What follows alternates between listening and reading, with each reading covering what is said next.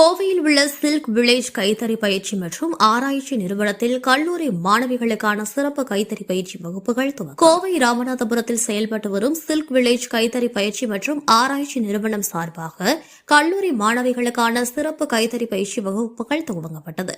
முன்னதாக இதற்கான துவக்க விழா சில்க் வில்லேஜ் நிறுவனத்தின் நிறுவனர் முருகேஷன் தலைமையில் நடைபெற்றது.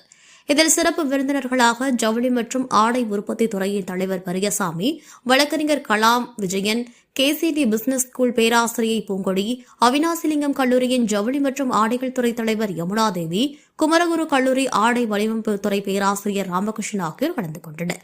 இந்த பயிற்சியில் அவினாசிலிங்கம் கல்லூரியை சேர்ந்த துறை சார்ந்த மாணவியர்கள் பங்கேற்றனர். இதில் மாணவிகளுக்கு கைத்தறி நெசவு செய்யும் முறை குறித்தும் அதில் உள்ள தொழில் வாய்ப்புகள் குறித்தும் கூறப்பட்டது.